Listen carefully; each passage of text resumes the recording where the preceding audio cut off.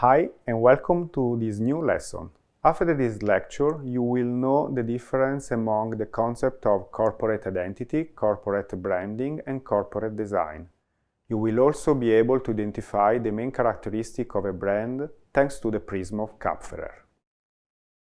The aim of this lecture is to answer the following key question. What is a brand, and how can we define it? Often, the two concepts, the two words, are understood wrongly as synonyms.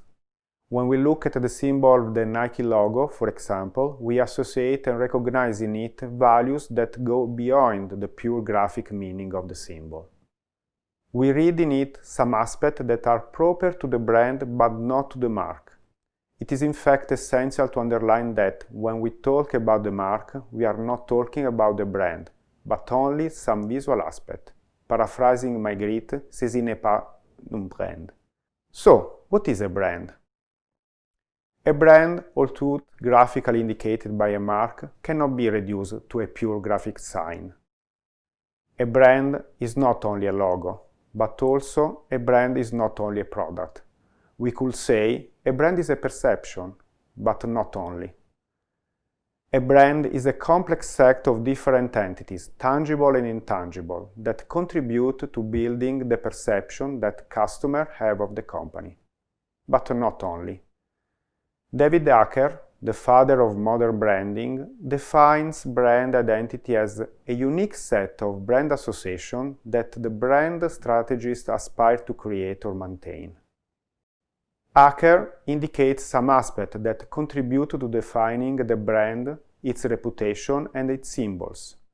Attributes of the product, intangible characteristics, consumer benefits, relative price, places, time and types of use, purchaser and consumer, stars and personality attached to the brand, brand personality, product category, competitors.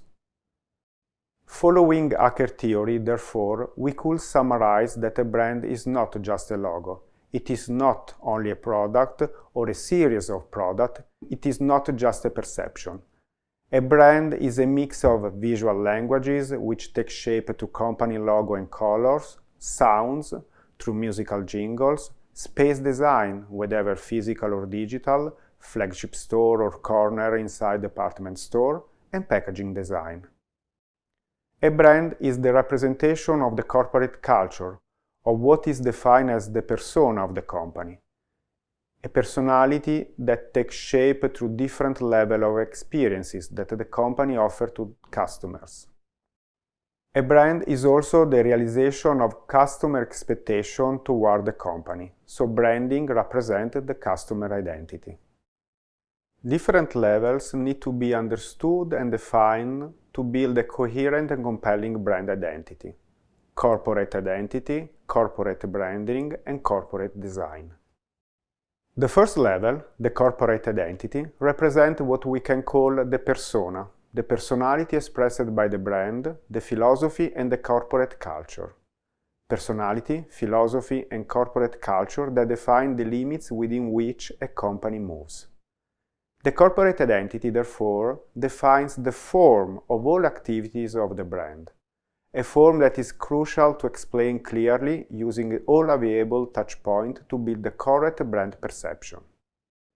The second level, corporate branding, is represented by the whole series of touchpoints that build the connection between the company and the consumer.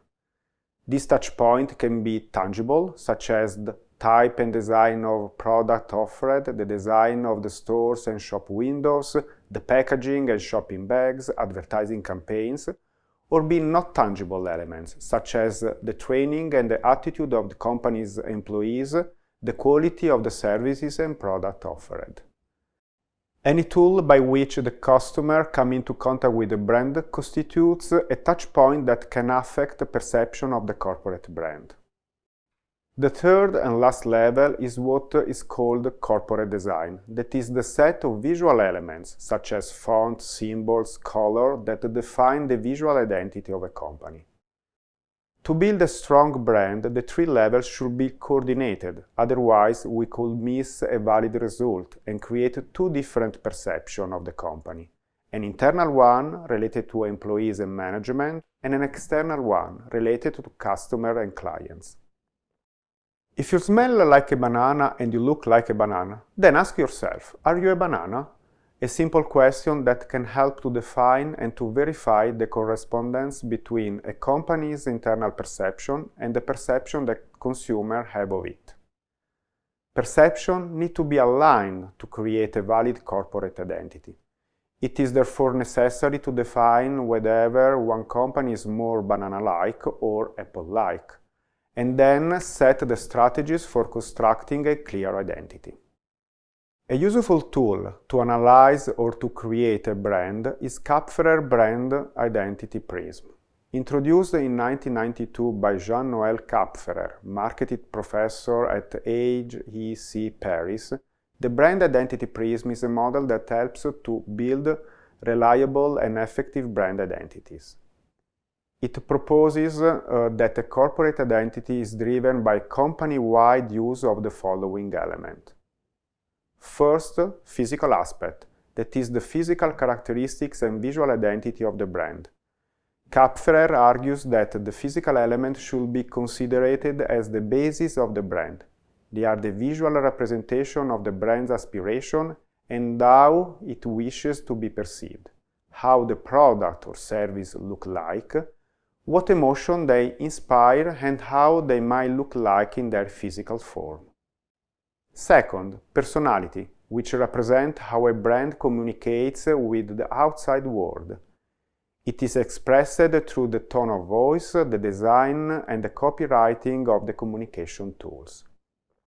A brand needs to define its tone of voice and its design assets, and then integrate these into all communication touchpoints: website, apps, direct mail, emails, internal communication, and so on. Third, culture, which consists in the value system and the principle on which a brand bases its behavior.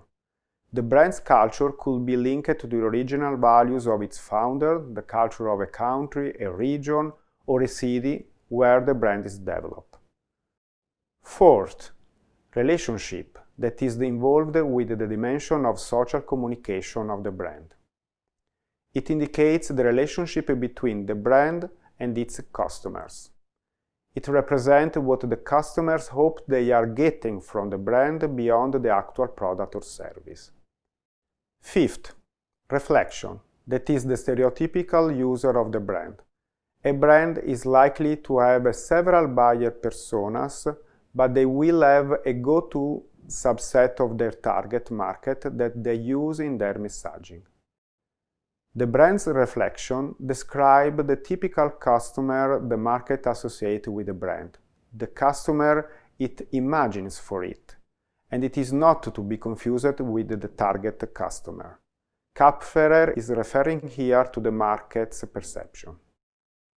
Sixth and last, self-image, that is how the customer sees their ideal self. It corresponds to the image customers have of themselves when using the product or service of the brand, how they want to look and behave. To sum up, during this lesson we have seen the differences among corporate identity, corporate branding, and corporate design, and we also have understood how to identify the main characteristic of a brand thanks to the prism of Kapferer.